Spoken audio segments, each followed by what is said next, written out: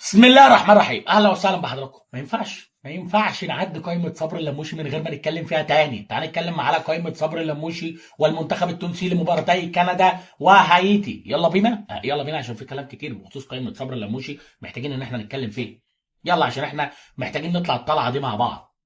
بيقول لك اعلن المدرب صبري اللموشي عن قائمه منتخب تونس الرسميه، ودي القائمه الاولى للمدير الفني التونسي الجديد مع المنتخب التونسي. يعني دي اول قائمه بالصلاه على النبي كابتن صبري اللموشي يطلعها من ساعه ما مسك الاداره الفنيه للمنتخب التونسي. صبري اللموشي اعلن عن القائمه المستدعاه للمباراتين الوديتين امام كندا وهايتي في محطه جديده للمنتخب التونسي بيسعى من خلالها الاطار الفني لرسم مرحله مختلفه عنوانها التوازن بين الاسماء المجربه والوجوه الصاعده. وده الكلام اللي قاله لنا كابتن صبري اللموشي، اللي هو انا هعمل منتخب مزيج ما بين الشباب والخبرات. وكابتن صبري بالتوفيق.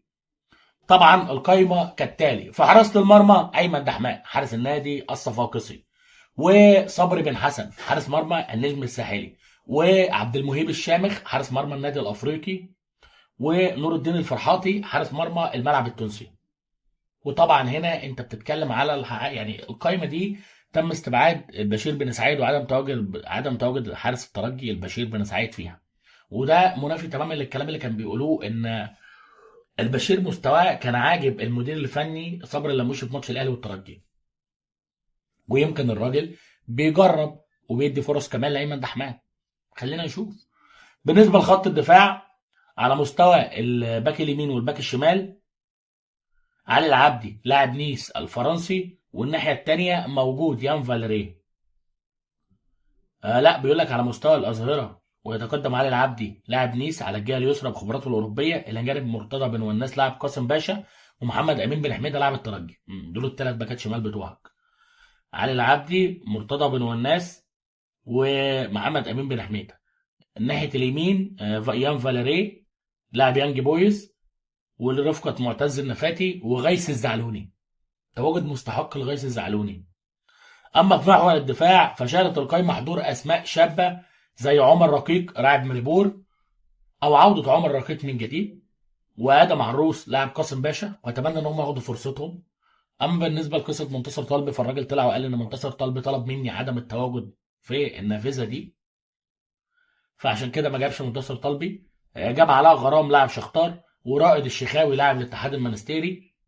ودي حاجه تحترم جدا بالنسبه للمدير الفني صبري اللموشي، فكره ان هو بيحاول يجرب اسماء جديده في قلب الدفاع.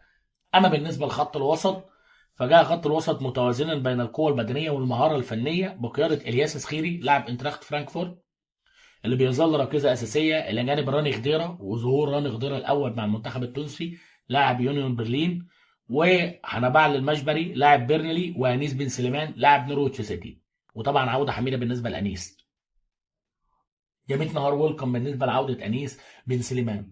عوده مستحقه جدا لانيس، وانيس طول ما هو سليم هو لاعب هيقدر يديك الاضافه. انما للاسف انيس الفتره الاخيره كان بيخش في سلسله اصابات كتير، فالوضع ما كانش افضل حاجه بالنسبه لانيس بن سليمان. فنقول الحمد لله على السلامه بالنسبه لانيس، وان شاء الله باذن الله القادم افضل للاعب نورويتش سيتي. طبعا القائمه ضمت لاعب اوجسبورج الالماني اسماعيل الغربي، ومحمد الحاج محمود لاعب لوزانو، مما يعكس رغبة المدرب في تنويع الحلول التكتيكية. وأكتر حاجة عجباني في صبري لموشي إنه استبعد دالي. صراحة عاجبني في إنه استبعد بن رمضان على الدغري. خط الهجوم هنا اللي فيه كلام كتير وفيه إشارات كبيرة لازم نقولها لصبري اللموشي المدير الفني لمنتخب تونس. حمل خط هجوم منتخب تونس مفاجآت عديدة، حيث منح اللموشي الفرصة لعدد من الأسماء الشابة والمحترفين في دوريات مختلفة، مثل خليل العياري. خليل العياري لاعب الملعب التونسي السابق ولاعب باريس سان جيرمان الرديف حاليا، واللي ان شاء الله باذن الله نشوف مع الفريق الاول لباريس. اعتقد دي اول مره يتواجد مع منتخب تونس هو وريان اللومي لاعب فانكوفوفر، الى جانب عناصر محليه زي فراس شواط لاعب النادي الافريقي، وعمر بن علي لاعب النادي الصفاقسي.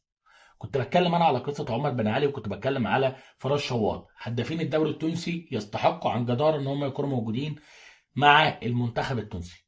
سكه ودغري الاثنين دول يستحقوا ان هم يكونوا موجودين، سواء فراس او بالنسبه لعمر بن علي. اتنين مهاجمين يعني سنهم صغير وقادرين ان هم يشكلوا اضافه بالنسبه للمنتخب التونسي، وتحديدا عمر بن علي وكمان فراس، بس عمر اصغر شويه من فراس. كما تضم القائمة كل من إلياس سعد لاعب نادي هانوفر، وسبستيان تونكيتي لاعب سيلتيك، ولؤي بن فرحات، وده الظهور الأول للؤي لاعب كارل كارل سيروا وعودة سيف الطيف لاعب جروسر، وعودة كمان حمزة المستوري أو تواجد واستمرار حمزة المستوري لاعب دينامو، وتواجد لأنيس السعادي لاعب سان دييجو. قايمة قوية في خط هجوم منتخب تونس، وده اللي الجمهور التونسي كان مستنيه.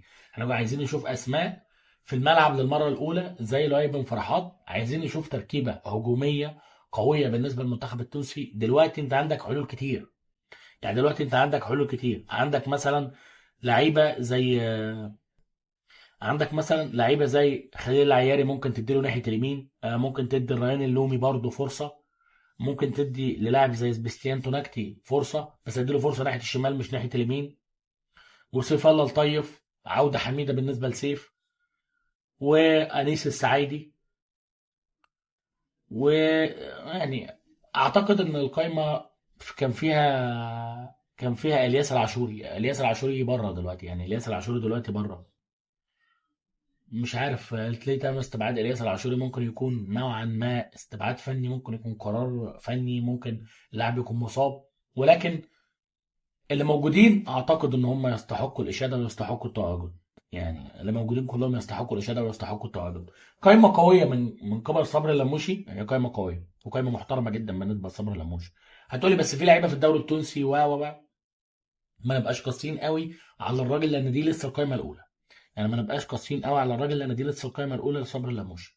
دي لسه القائمه الاولى لصبري اللموشي، وده لسه اول تجمع لصبري اللموشي يجيب فيه قائمه للعيبه منتخب تونس. فالراجل لسه بيعمل كده المره الاولى، فنحاول ان احنا يعني نتفرج على الشغل الفني اللي هيحصل، ونحاول نتفرج على افكار الراجل.